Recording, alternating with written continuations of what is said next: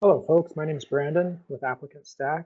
Thank you so much for joining us for today's Ask Me Anything. We have a great topic to cover today, and as is customary, we'll wait just a couple more minutes for some stragglers to come in so that they don't miss anything, and we'll start in about 2 minutes.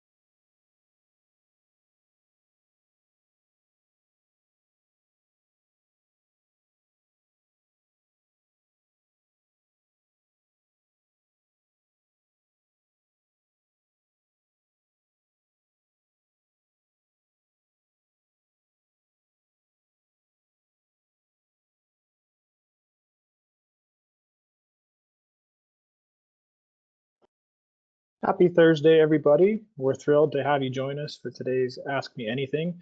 My name is Brandon Peterson. I'm an account manager with ApplicantStack, and we have a lot to cover today, so let's go ahead and get started.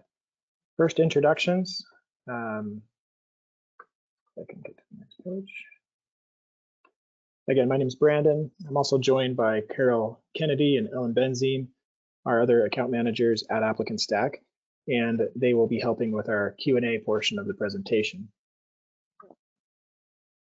So on today's agenda, we're going to talk about a really hot topic that has come up in my conversations with my clients, and that is candidate self-scheduling. So this is the idea of allowing candidates to schedule their own time without the back and forth of coordinating two times at a line between the interviewer and the interviewee. So it's more of a unilateral type of scheduling. And so we do have some of this functionality within ApplicantStack. And so we'll briefly go over that.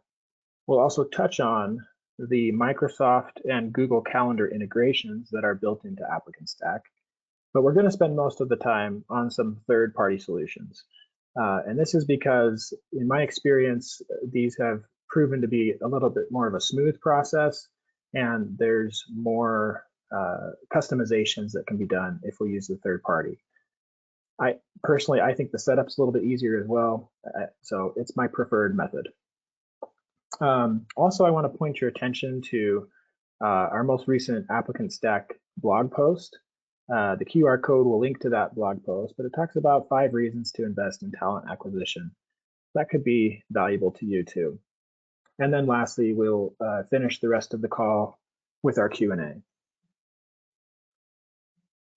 So firstly, the benefits of candidate self-scheduling are listed here. So first of all, it improves the candidate experience. And like I mentioned earlier, it reduces the back and forth. Coordinating with a candidate can be very difficult, and when one of your competitors in the same field is using candidate self-scheduling, they might have an advantage over you. So it's important to keep up with those technology advancements. It also minimizes errors and it minimizes confusion. So setting a time over the phone, the candidate can often either one, get confused and say, oh, I thought the interview was at 2 p.m., not 1 p.m. And sometimes they might use that just to lie. They missed the interview and they want a second chance, and so they'll say that, but really they knew what time it was. So we want to reduce that opportunity for those errors to happen. And then lastly, because we're taking out the back and forth, it does speed up the recruitment cycle, and it improves the speed that the candidates respond. So if you want to read more about that, I do link to a blog post here by a third-party calendaring app called Calendly, and that's at the bottom of the slide here. All right, so the two third-party booking services that I will mention later in the presentation are Microsoft Bookings and Calendly. Calendly is kind of the first entry into this space, and Microsoft has followed suit and built their own that integrates with their Microsoft suite. And so I wanted to mention both, but I will be spending most of my time talking about Microsoft Bookings. All right, so this is the step-by-step, and I'm gonna demo this in a second. So the first thing you need to do with these third-party services is set it up within their service. So I'm not an expert on that. I'm not an expert on their software as much as I am on ApplicantStack, but there are a lot of resources that are available for that, and I will show you how to do that with Microsoft Bookings. Once that is set up, so you're setting up a booking page with that third party, then you just copy that link to the booking page. And once you have the link, then you can paste that into the messages in your ApplicantStack library. So now you're sending out a link to your candidates from ApplicantStack that directs them to the booking page where they can click and go ahead and schedule that interview. And lastly, if you want, you can also configure that message to be sent from your automated workflow. So the hope here is that this can be as seamless as possible for both you and the candidate. All right, so now I'm going to exit this screen and jump into my demo. So like I promised, I'm going to briefly cover the ApplicantStack built-in scheduling feature. So I can do that within ApplicantStack by going to Events and, going to Library and creating an event. So I go here, Library and Events. And you'll see here I have 3 events already created: interview, orientation, and phone screen. If there's an event that I haven't created, I can create a new one here by just creating a template. So I'm going to drill into the interview template by clicking the edit shortcut. And you'll see all the options that are editable. And these are all the same options that you would see if you were to create a new event. So we title it, we give it a location, we assign it to a job owner, and all these functions are available. And then and eventually you just, if you want to interview that candidate, then you send them an email with a link to the event, and then they can schedule from there. Again, I know that I'm skipping over a lot here because I want to get to the last part of the presentation. So we're not going to dive very deep into this piece.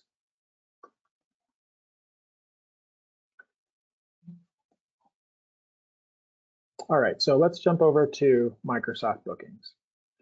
So this is a service that is included in many Microsoft Office 365 or Outlook 365 licenses. So if your company has that type of license, then you might already be subscribed to this service and not have to pay anything extra for it. So when you, once you sign up, then you will have it creates a booking page for you. So this is my booking page. And I can also create shared booking pages. So that feature would be if you had 2 people and you wanted both of those people to be at the interview. So it has to coordinate times that are available for both of you and then only present those times to the candidate. That's when you would use a shared booking page. For today's example, I'm just going to use an individual booking page. So I'll go to my booking page, and I've already created a few events here. And so you can see that I can just click the plus button if I want to do a public event or a private event. The difference between those is if someone comes to my booking page, they can see all the public events, and so they can select and have a choice of which event to choose. I think for phone screenings and interviews, it would probably be more appropriate to do a private event. And so all of these are listed as private. So if I want someone to do a phone screen, I don't want them to be able to schedule an interview. So that's what that does. All right, so I'm going to drill into the options of the phone screen. So you put in a title, extra description. You can put in a physical location, but again, because this is a phone screen, we just want to make it a Teams meeting. So we click that and it integrates with Microsoft Teams. We set the length of the event, and again, it's private. And then down here, we can schedule some additional limitations to when these events can be booked. So this is just using my regular meeting hours. So it's pulling from my Outlook calendar and presenting the candidate with my available times. If I wanted to limit that time further, so for example, I wanted to say, I don't want candidates to be able to schedule any interviews before 10 a.m., whether I'm available or not, just because that's the morning and I want to get my bearings for the day. So I can come in here and change those times. So I can limit it, and they would never be able to book before 10 a.m. on a Monday or after 3 p.m. on a Monday. And so that's how you would do that. So once your event is completely configured with all these options, then we can save it. And then I can just go to these three buttons, and there's an option to copy the link. So I'll copy that link. And now my work here is done for now. So now I can jump over to ApplicantStack, go into my library, and go into messages. So we're talking about phone screen here. So what I've done here is I've set a nurturing campaign to invite this candidate to schedule a time for their phone screen. So the first message is going to read like this. You address them by their name using a merge code, and then we just tell them that we are interested in talking to them on the phone to get to know them better, to understand their qualifications for the job that they've applied for. And then they just need to click on the link. So I've embedded the URL here, and when they click on that link, it will take them to the booking page. And this is what the candidate would see: phone screen, and then all my available times.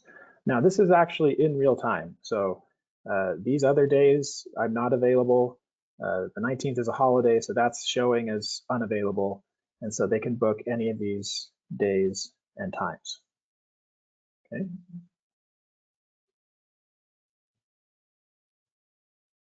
Now, when the candidate books that, they will automatically start getting reminders about it. You can configure it so that they get an invite immediately, and then they get a reminder the day before and another reminder an hour before, for example.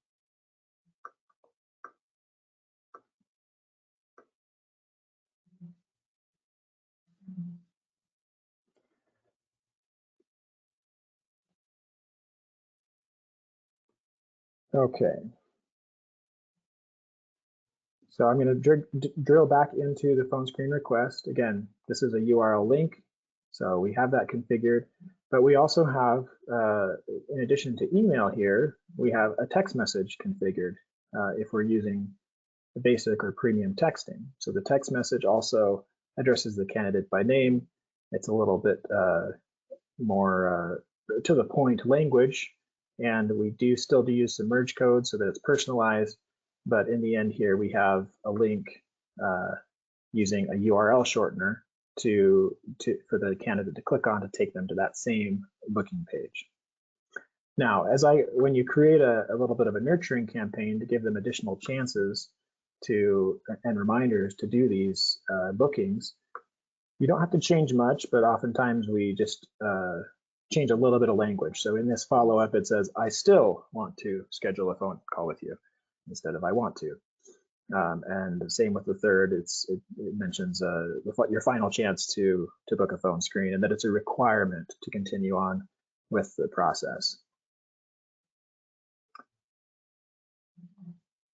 So the same thing we've set up here is for interviews. Again, within Microsoft Bookings, I set a page for phone screen and a different one for interviews. And so we've done the same thing here for an interview request. We send that out with the link to direct the candidate to. Now, the last thing that we want to do to save ourselves a lot of time and headache is to configure these messages to go out from the automated workflow. I'll go to Setup, Configure, I'm going to open up the application workflow.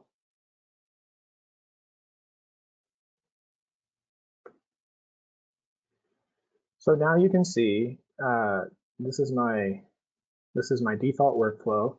We've got a cadence of emails here being sent when a candidate applies, but now I want to set a cadence of those messages for the interview request.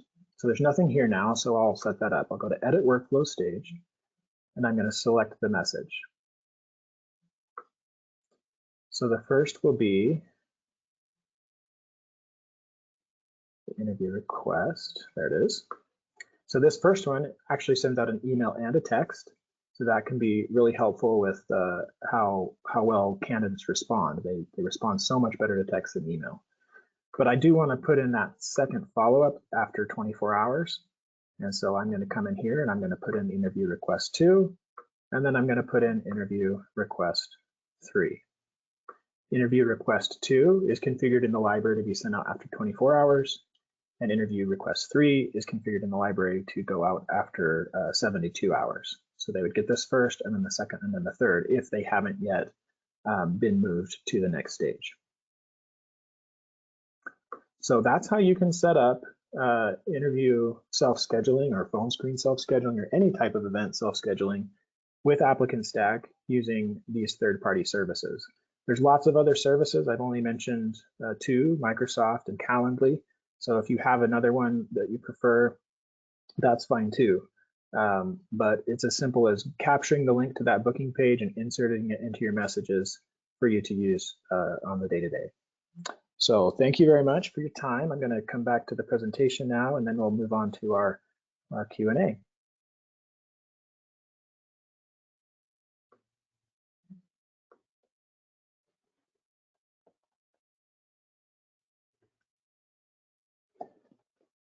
One last thing, I just want to mention our upcoming events. So on February 27th, we have our next Ask Me Anything. It's not on candidate self-scheduling, that's today's. But March 7th is our recruiting event. So you can scan that QR code to register. And the QR code for the Recruit webinar is not on here, but we'll send the link in the chat there on the side.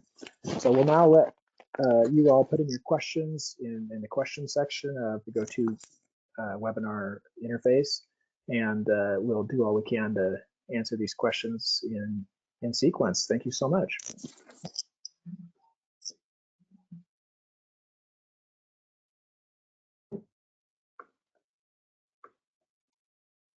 Okay.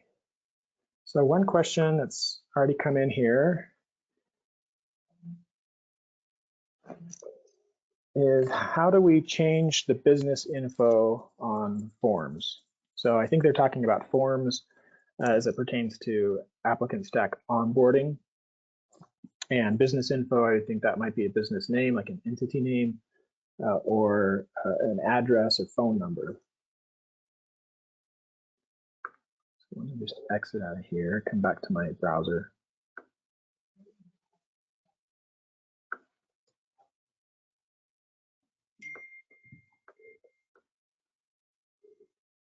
All right, so if you have a change to your business information, the first place you would want to update that would be on the setup page.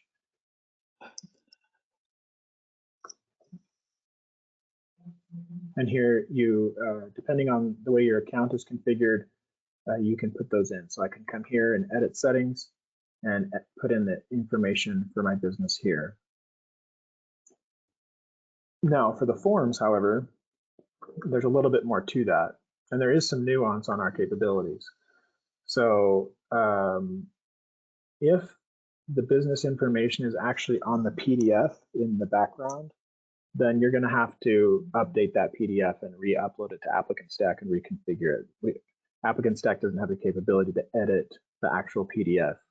We can only edit the fields that you've configured. So if I come in here, let's look at the auto deposit. And so you can see here, attach a voided check, and it says Acme Inc. If I edit this, See, this was configured well. So this is a label that was configured into through ApplicantStack. So this I can change, but if it happened to be part of the actual text of the PDF, I would have to redo the whole form. Okay, any other questions? Do we have any other questions, Ellen? One came in from Shaylee. Shaylee, welcome to ApplicantStack. Glad to see that you are probably attending your first AMA here today. Shaylee's question, Brandon, is during the nurturing campaign, can it link to Zoom instead of Teams? Yes, absolutely. Now, I'm not familiar with Zoom as a scheduling tool. Of course, I know it for video conferencing, but if it has a scheduling tool and a booking page, then yes, the same principles would apply. You would just capture the link to that booking page and put it in your messages, and everything else would be the same. Great question. Thank you. All right. And Brandon, I think there's a couple more coming in on your end. Okay. Yeah, so one question that came in here is how can we send a message to multiple candidates? Okay. So I'm going to switch over to the recruit piece here.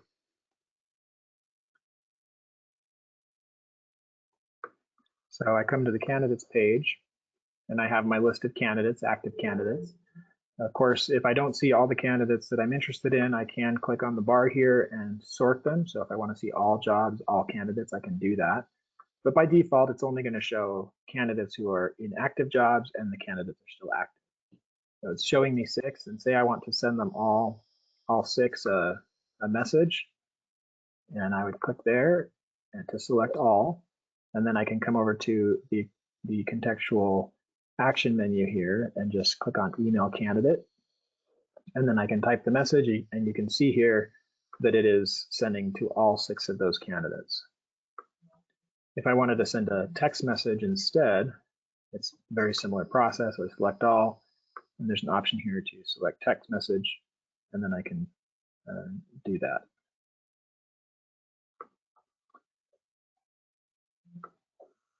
All right. And Brandon, I think there's one more question that you're seeing.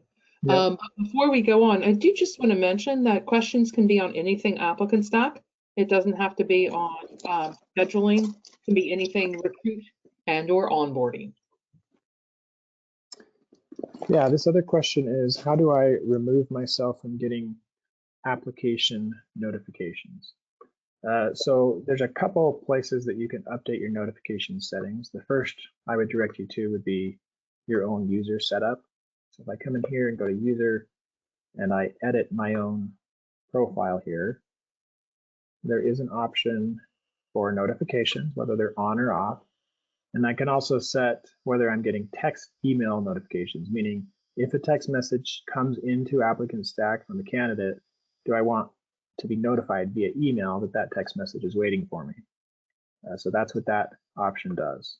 So that's more of the global option, and then the other options are within the workflow itself. So I'm going to go to Setup, Configure, and into the application workflow.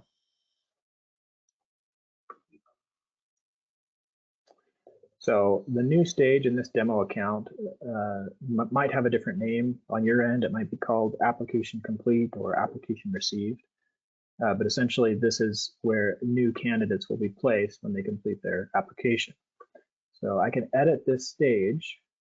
And if I scroll down, you'll see individual user settings. So I can make the job owner the owner of this stage, and I can set any job owner to be notified when a candidate enters this stage. I also have the option to change that per user, so I can set those settings per user. So if you're wanting to get these notifications, those are the 2 places you need to go. And if you want to turn them off, you could come here as well. All right, excellent, Brandon. Here comes the next question. It's onboarding. Can you upload updated forms into employee profile portal, i.e. employee updates tax form? So I think the question is an employee that's already been onboarded through ApplicantStack, yet now has to complete a current or updated form? Okay, so yes, there's I'll answer that question two ways. So if there is an updated form that needs to be put up, then of course you would go through the process of uploading the form and configuring it with those fillable fields. If it's a federal form, there's a good chance that you wouldn't have to do that you could import it, or we could help you import it into your account. So when I'm here in my demo library, I can click on import form, and then I can select from the libraries that are visible to me. Yours would be less, but I have access to state forms, onboarding form templates, and federal forms. So sometimes we can import those for you so that you don't have to redo the work. Now, once it's in your library, if you have a candidate or someone who's already been hired that needs to fill out that form and update it, then we would just go to the Hires tab and find that candidate. If they've been hired for a while, they might not be an active candidate, so we might need to search for them. But I'll use Han Solo as an example. So I can just select him and then add form. And then I select the form. Let's say I want to ask him to fill out the 2024 W-4. And then I send them an assignment notification. I can set a cadence of reminders if I'd like. And then when I submit that, it'll send them an email and tell them that he has a new form that needs to be filled out. Okay. All right, next question. Brandon, I've just got one thing to add, if you don't mind. Of course. That candidate needs, or excuse me, the new hire needs to be in an active onboarding stage in order to access their onboarding portal to complete that newly assigned form. That's right. Thank you for catching that. Yep. All right. Next question is, so this is an add-on. So it has to be initiated from AS versus able to just upload a completed one. And again, this is in regard to an updated form, Brandon. And I'm going to jump in here since I'm getting confirmation from Jean that is the question. We've interpreted it properly. I'm going to jump in because I'm reading the question. It might be easier for me to answer, Brandon. And Jean, tell me if I'm answering your question, if I've interpreted it once again correctly.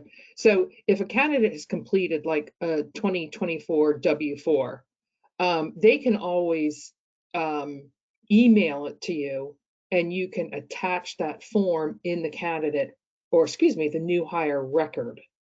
So yeah, so if you can click on Han Solo again, please, Brandon, or really any hire, you can look at the gray menu on the right, and one of the options is add attachments. So if you want to upload that into your hire record, you can obviously scan your desktop or your drive and then choose the file and upload it that way. So that's another means of doing it. Did I answer that question, Jean?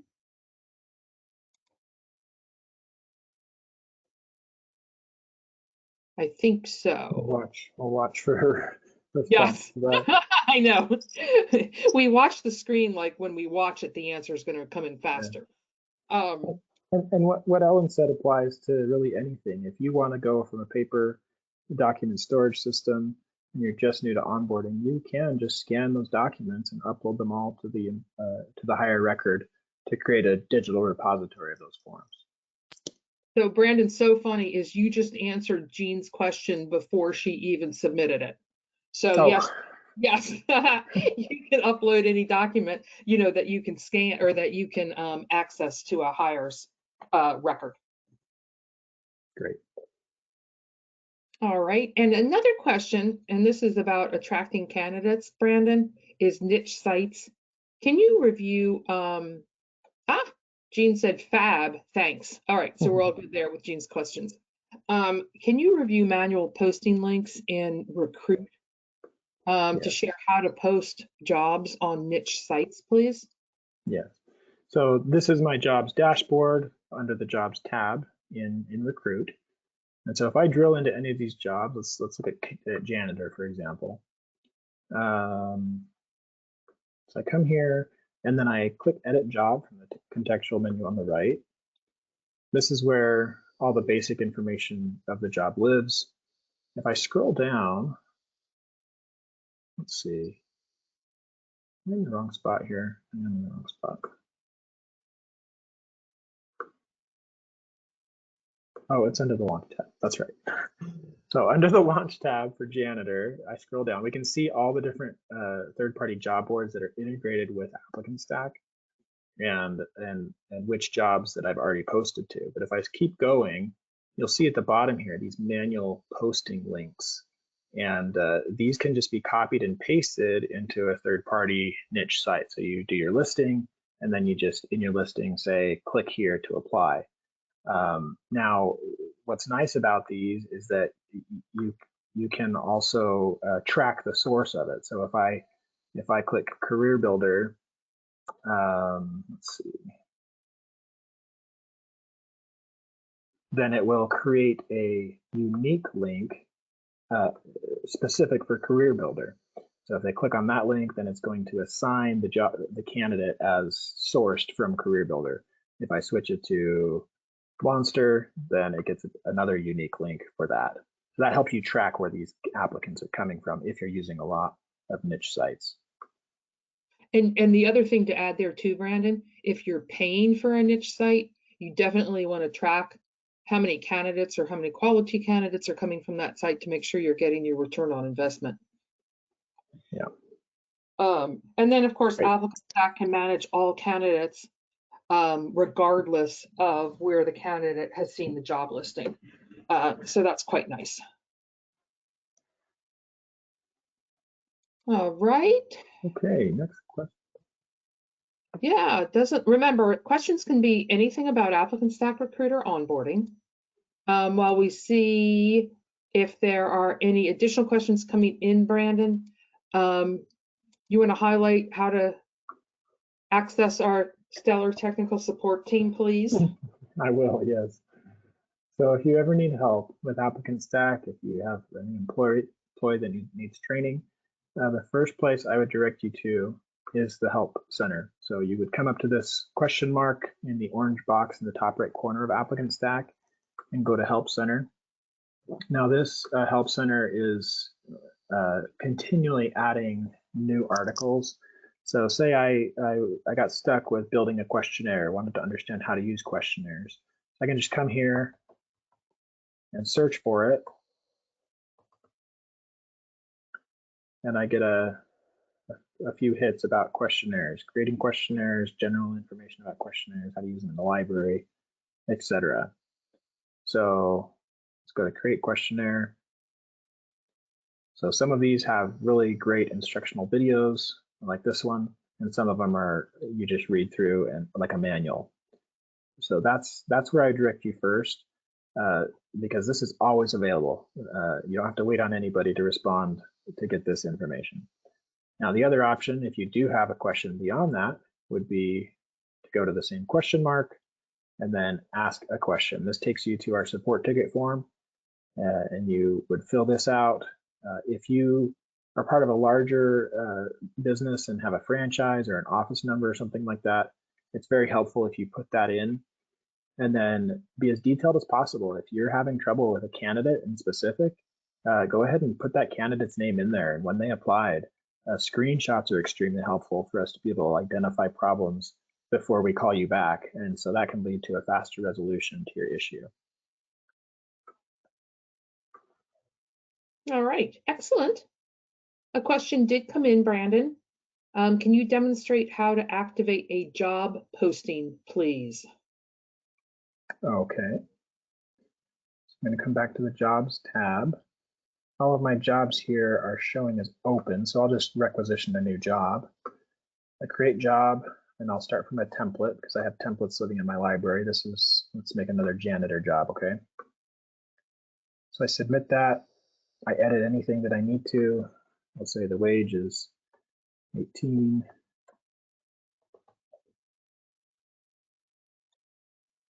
And then the template will automatically populate here. I assign the job owners, I assign which workflow I want this job attached to, and also the application workflow. Once I save that, then I'm taken to the job, and it's currently sitting in the draft stage. So if you have a job workflow that requires a second person to approve it, then we would move it to that stage.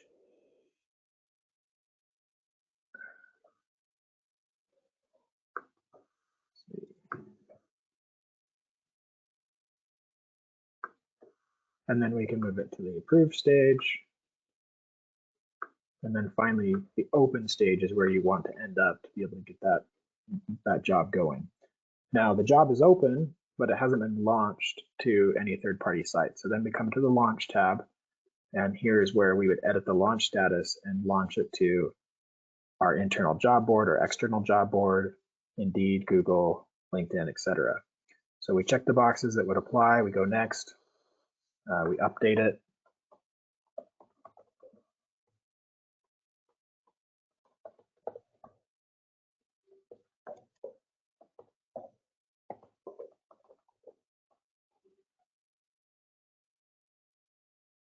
And then we're given the final chance to submit. So once I submit this, it'll push to all of these sites automatically.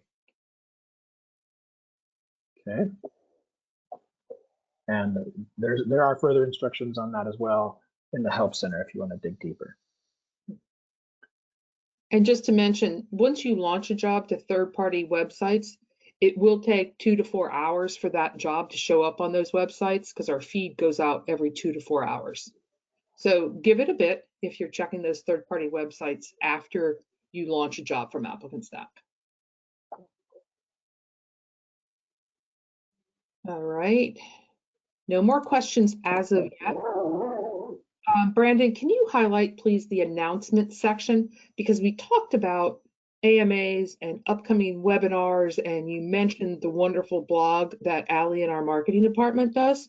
You might, yeah, can you just show them where they can see that very quickly as well? Yeah, so when you first log into ApplicantStack, you're automatically taken to the Home tab, and there's a section here up in the top left called Announcements. So this is where you'll see very up-to-date announcements. You can see the Recruit webinar coming up, the Onboard webinar coming up, and also a link to the blog.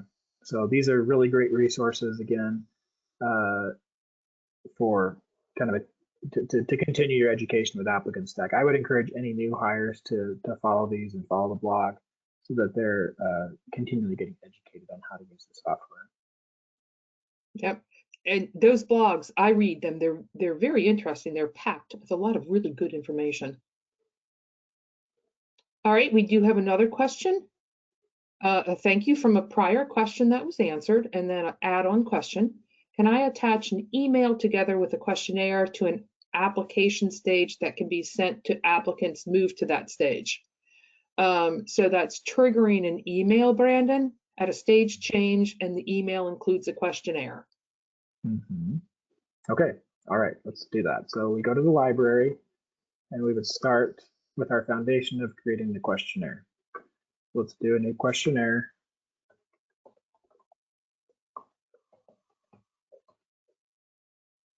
Okay, we'll add our question and make it an easy yes or no question. Okay, do you like to eat? We'll apply that. So now our questionnaire is built, we'll save it. And the next step would be to create the message. So I'm going to create a message template.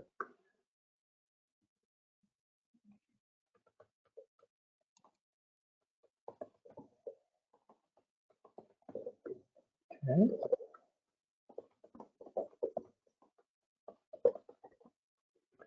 And then you say, we want to know how hungry you are.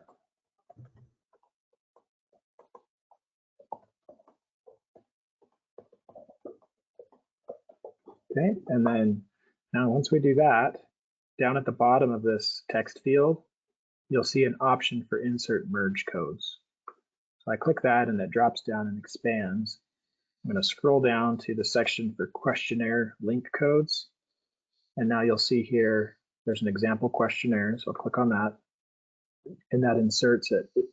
From this part of the interface, it looks like gibberish, but when it hits the candidate on their side in their email box, it'll be a clickable link. Okay, so I'll save that.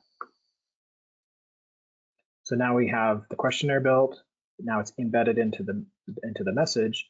And now the other piece to your question, I believe, was how to have that message go out automatically. So I'll come to the Head and Shoulders, go to Setup, Configure, and back to my application workflow. And let's put that message going out when they enter the background check stage. Okay, so I will edit the workflow stage for background check and go to my message template option. And you can see down here at the bottom, we've got the appetite email example. And I save that. Now, anytime a candidate is moved into the background check stage, they will get that email with the link to the questionnaire. And you know what, that Brandon, as we know, that's like a 1, 2, 3 step process. So if you need any assistance with this process, or if anybody needs assistance once we close down the webinar on anything we've discussed, please go ahead and submit a technical support ticket, and it'll be routed to the correct person to answer and respond to you directly. Brandon, do one thing just to expand, if you wouldn't mind. So that email will be triggered at a stage change. If you go to a candidate, can you just show what that email would look like if you added manually to the candidate record, please?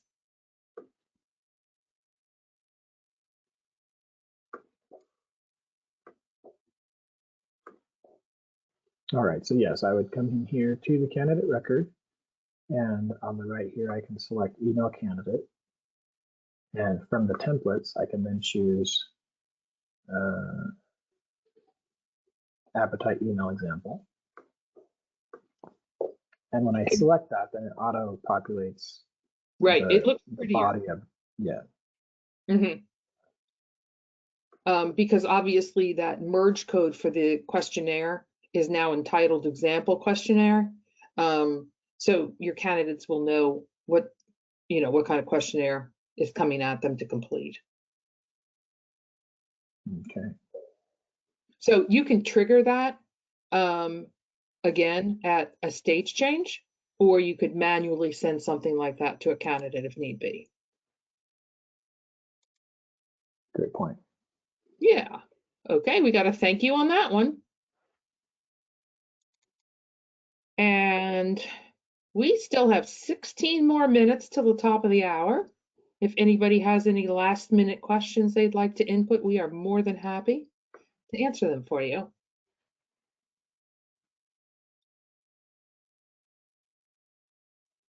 Brandon, that could be it for the afternoon. Yeah, maybe. We might get a little extra lunch break today. There you go. All right, I think it's time to close down, Brandon. All right. Thank you very much, everybody. Again, thank you for joining us today. We really appreciate being able to connect with you in this way, and we hope you find these valuable. Again, the upcoming events are shown here, and you can also find those in the announcements section of ApplicantStack. And you can expect to get a survey after this call. We are always interested in your feedback to make sure that these are as productive and meaningful as possible for you. So thank you for being ApplicantStack users, and have a great day. Thanks, Brandon.